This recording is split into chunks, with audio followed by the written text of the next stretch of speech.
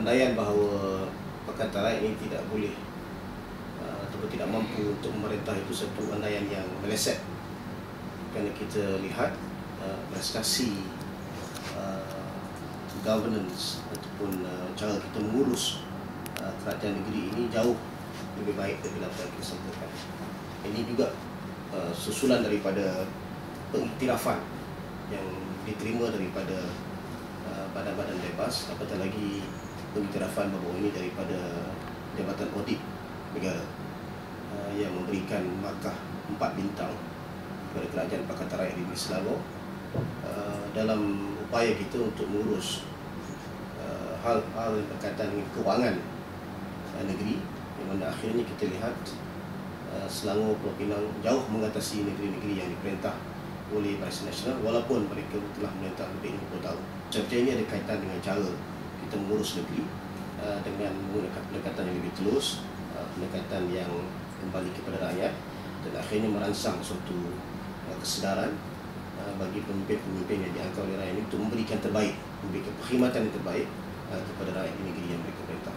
Ini yang bahayanya kepada negara kita apabila ada di kalangan pemerintah yang mengambil kesempatan politik dan cuba memanipulasi kepelbagaian kaum, kepelbagaian agama dalam negara ini untuk kepentingan politik mereka. So ini bahaya. Pada saya ini bahaya kerana ia memperlihatkan seolah kita tidak punya cara ataupun strategi yang lain untuk meraih sokongan politik ini.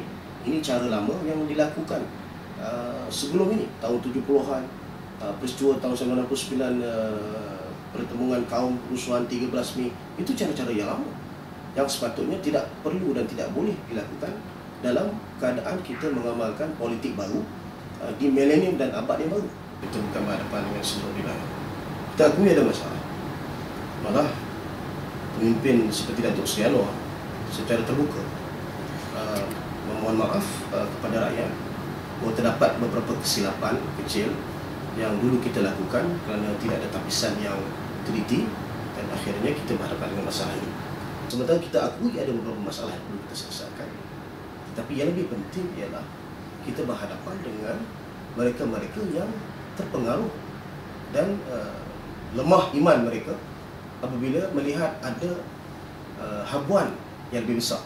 Ada habuan kewangan, habuan pangkat, dan yang paling menyedihkan saya ialah apabila mereka ini telah pun dipilih oleh rakyat sebagai wakil rakyat, sebagai ahli parlimen. Mereka sepatutnya menggunakan kebijaksanaan untuk tidak mengkhianati hasrat dan juga amanah yang telah diberikan oleh rakyat di kawasan mereka sendiri. Dalam kes Zulkifli Nordin, parti mengambil keputusan tegas.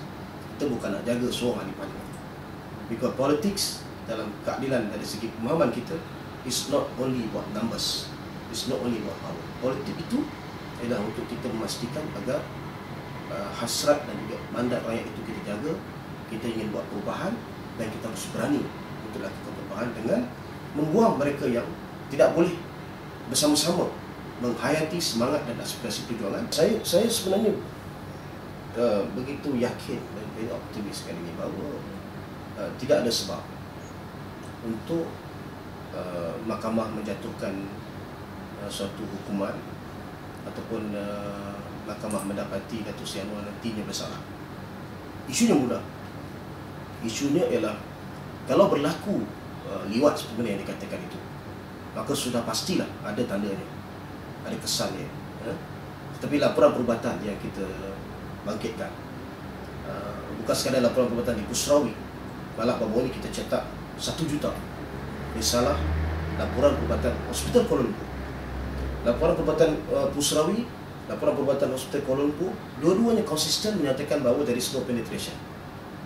Maknanya tidak berlaku liwat. Sudah pastilah Saiful ingin menyatakan bahawa dia diliwat, tetapi dalam hal yang lain Datuk Seri Anwar menyatakan tidak diliwat. Maka siapa yang akan kita rujuk? Antaranya ialah laporan perubatan. So laporan perubatan itu cukup konsisten dan jelas. Sebab itu dalam hal ini saya lebih lihat, lebih jelas sebenarnya ini merupakan permainan politik yang saya sebut selalu adalah permainan politik Datuk Najib untuk diskredit, untuk hancurkan, untuk remukkan imej Anwar sebagai pemimpin Islam, imej Anwar sebagai pemimpin Melayu, imej Anwar sebagai pemimpin masyarakat. Pihak yang pendakwa raya harus dan mesti membuktikan kes ini tanpa sebarang keraguan. Itu prasyarat utama untuk mensabitkan seseorang yang dituduh itu di bawah satu kesalahan dalam kanun keseksaan. Dia sebagai pengadu, dia kata bahawa dia diliwat. Justru dia harus membuktikan, mesti membuktikan tanpa sedikit pun keraguan bahawa dia betul-betul diliwat. Dalam hal ini, sekadar cakap kena liwat itu belum cukup lagi untuk menghapuskan elemen keraguan dalam apa yang didakwa. Sebab itu saya very optimis. Dari segi fakta, kalau sudah kata dari segi fakta, dari segi cara keterangan, memang semuanya daripada awal lagi memihak kepada Datuk Seri Anwar. Saya sebenarnya cukup berbangga dengan generasi muda di Malaysia ini, kerana mereka merupakan kelompok yang berani untuk lakukan perubahan. Maksud bersedia untuk membuka kerajaan, dan mereka menjadi penyumbang terbesar, pengundi terbesar yang akhirnya meranapkan impian UMNO juga Barisan Nasional. Sebelum 8 Mac memang kita tidak mengetahui mood di kalangan generasi muda. Cumanya kita lihat beberapa bulan sebelum 8 Mac itu terdapat kecenderungan untuk generasi muda ini tidak mempercayai dan tidak menjadikan rujukan utama mereka melalui media-media pemerintah. Mereka menggunakan media-media alternatif untuk mendapatkan maklumat. Tapi setelah 8 Mac 2008 dan kemudiannya bukan setelah 8 Mac 2008, malah beberapa pilihan raya kecil, seingat saya ada 9 pilihan raya kecil yang majoritinya 81 dimenangi oleh Pakatan Rakyat, yang majoriti sokongan itu datangnya daripada generasi muda, daripada kelompok muda. Maka saya yakin orang muda sekarang ini sudah sampai satu tahap mereka benci dan marah dengan cara permainan politik UMNO Barisan Nasional, khususnya dalam menjaga isu-isu yang berkaitan dengan kebajikan dan kepentingan generasi muda. Kita menggunakan pelbagai pendekatan, kerana generasi muda ini dia tidaklah terikat dengan satu pendekatan yang statik. Pendekatannya harus berbagai. Ada kelompok, ada strategi di dalam Angkatan Muda ini yang menggunakan pendekatan turun ke bawah dalam bentuk sukan, dalam bentuk riadah dan sebagainya untuk menarik sokongan mereka. Kemudiannya kita menggunakan pendekatan melalui memanfaatkan teknologi media-media baru ini, seperti contohnya memanfaatkan, maksimalkan penggunaan Facebook, Twitter dan sebagainya untuk menyampaikan maklumat, dan kita rancakkan pertumbuhan itu. Saya mengharapkan sebenarnya, seperti yang saya sebut di awal tadi, saya mengharapkan agar generasi muda ini akan terus menjadi satu new ataupun satu political force. Saya nyatakan ini sebab ramai di kalangan generasi muda tidak memahami bahawa sebenarnya mereka merupakan satu kekuatan politik yang cukup kuat, kerana mana-mana kerajaan dalam seluruh dunia pun mereka akan sentiasa memastikan generasi muda itu bersama mereka. Kenapa suara itu jatuh? Kerana anak-anak muda di Indonesia berngembling tenaga mereka dan menggulingkan kerajaan zalim di Indonesia. Begitu juga kebangkitan rakyat di Filipina dan sebagainya. Begitu juga di Thailand. Saya tidak bercadang untuk mengajak mereka turun ke jalan raya dan sebagainya. Saya hanya mengajak mereka untuk mendaftarkan diri mereka sebagai pengundi. Kerana dengan undi, we can make wonders. Kita boleh tukar kerajaan.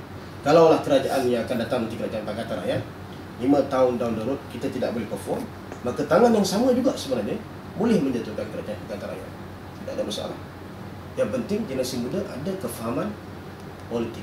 Sama ada mereka nak political, pada saya tidak punya banyak masalah. Ramai di kalangan orang muda dia tidak berminat nak masuk parti politik. Kenapa? Bila saya tanya kenapa tak minat masuk, ya nak pergi mesyuarat, nak apa, saya tak minat. Baik, tak apa, tak perlu masuk.